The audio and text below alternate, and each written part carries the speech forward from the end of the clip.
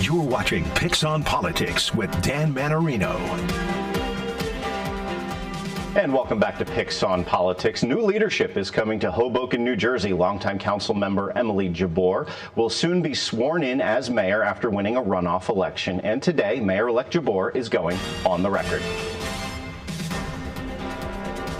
Mayor-elect Jabbour, thank you so much for spending a few minutes with us. Thank you so much for having me. Let's start by talking about your election. It was, of course, a runoff after the general election resulted in no one having a majority. It was a close one between you and Councilman Russo. What does your win, do you think, says about the future of Hoboken? Sure. I'm excited to have had the opportunity to talk to so many people in the town over the last 9 months, 10 months, really, I guess, at this point. There was so much to talk about. Hoboken is an incredible city, but we have suburban elements and we also have urban complex problems. And so there's a lot of people in that 1 square mile city. It's about 60,000 people, and having the opportunity to talk to so many different people with different Hoboken stories, hear from them, listen from them about what was important, and then base our message on what people were feeling and looking to Hoboken in the future. I'm very excited about the opportunity. Before we hop into some of those issues, how are people in Hoboken feeling about the runoff election? It was fairly low turnout. Is there any talk of maybe doing ranked choice like is done in New York City? Sure. So in 2017, there was a very close mayoral election.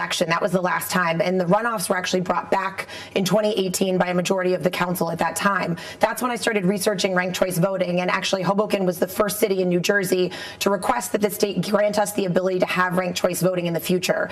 The state has not taken it up yet, but there are several other municipalities, including Jersey City, who have been supportive of that option. And so I'm hopeful we can do this in a more efficient way in the future. So it's something that you may support. It depends on how it goes at the state level is what you're saying. Absolutely. I'm on the record supporting it. I was the one to put forward that ordinance that the rest of New Jersey is starting to follow behind, and so I'm hopeful that the state will take it up.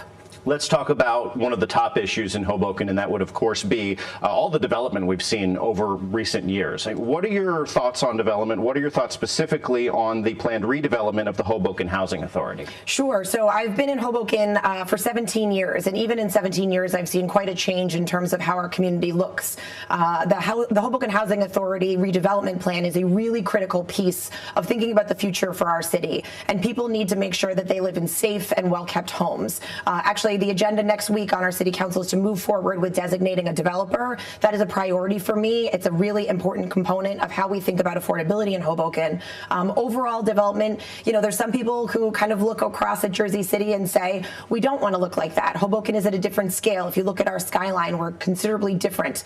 And I think it's important that we maintain the charm of Hoboken, but we also need to address affordability with respect to the housing options that are available. So not the giant skyscrapers that we're seeing in Jersey City right now. That's sort of your vision as far as housing and development? Not necessarily skyscrapers, but certainly thinking about that in the complex components of this, whether it's protecting rent control, whether it's about the Hoboken Housing Authority redevelopment plan, or looking at how we do the affordable housing set aside. I know New York City has a 15% set aside. Hoboken is still at 10%. I'd like to revisit that and get to 15. So more affordable housing upon building. Let's move on to something that we covered a couple of months ago, and that would be the parking on Washington Street. Sure. Last week, the council decided to pause parking enforcement, and as I understand it, you voted against that pause. Why'd you vote against the pause? Is there not some concern about businesses, especially this holiday shopping time of year? So the CLEAR program was introduced as a way to ensure that any of the illegal double parking on Washington Street would be prevented. We need to send a message that that sort of behavior unfortunately jeopardizes the safety of our passengers. It also makes it very difficult in just a traffic and congestion standpoint. So there's a safety aspect of this that's very important to me. Understanding that there was not necessarily a great rollout process. There were a number of stakeholders who felt left out, small businesses being one of them. I've absolutely had the conversation about how we can do this better in the future, but I think there is definitely success in terms of the safety components of CLEAR and what that's accomplished to have a Washington Street that's easier to get through and get around, but we need to be sure that we're considerate of our small businesses. So this one's not going away. There's going to be some revisiting of this topic. We'll revisit that for sure in the future and have a really robust conversation with the community. You've mentioned a few times now your role on the council since 2018, you said, correct? Yes. So how do you feel the relationship had gone under Mayor Ravi Bala, and who was the current mayor, outgoing mayor is going to the assembly and the council, and how would you look to maybe change, if at all, that relationship? It's been my experience that there hasn't been enough communication between the administration and the city council, and I think that's led to a lot of these very public disputes between council members and the administration. I'd like to reset the tone on that, and I've sat down with a number of my council colleagues about how we could do this better. It really starts with good communication. People want to know what and understand understand what's going on.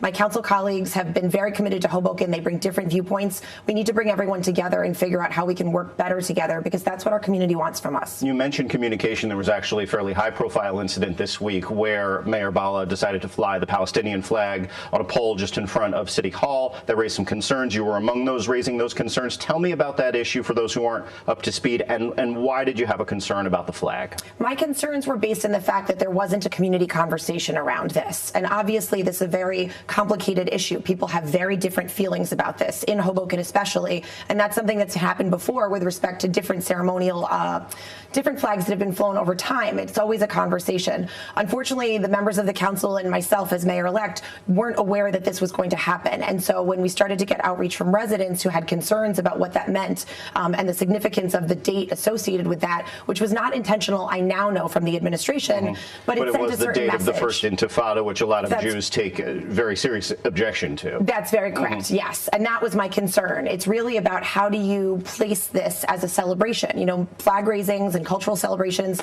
they're an important part of ensuring that Hoboken feels like a fair and welcoming city, which was the mayor's intent from the minute he came into office. It was the first thing he did.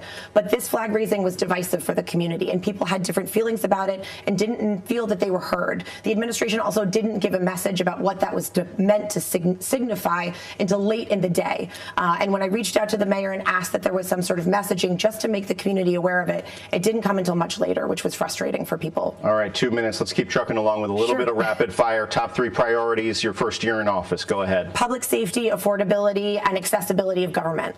And it is the holiday shopping season. Where do people need to do their holiday shopping in Hoboken? I hope they shop local. I was just at Washington General Store on Washington Street last week to get some new ornaments for our tree. It's a tradition with my family. We pick out new ones every year. Hoboken Click has great kids items. My teens love going there. There's a lot of great local options on Washington Street. And actually, there's an event tonight. Thursday evenings, we're doing an event between 11th and 12th Street for some of our small businesses uptown associated with our holiday celebration this evening. This airs Friday and Sunday, so I hope people will have gone by the time they're seeing this. That's okay. Yes. It's a little tricky with when we tape these things. Sorry about that. Have you spoken with Governor-elect Mikey Sherrill? I have. I had the opportunity to hear from her on the night of the runoff election. She congratulated me. I'm excited to work with her administration on these priorities. I'm hopeful she may swear me in on January 15th when I have the opportunity to take office as well. Have there been specific areas of alignment that you talked about, like 1 or 2 very specific issues? Absolutely. We definitely need to work with the state in terms of investments in our infrastructure.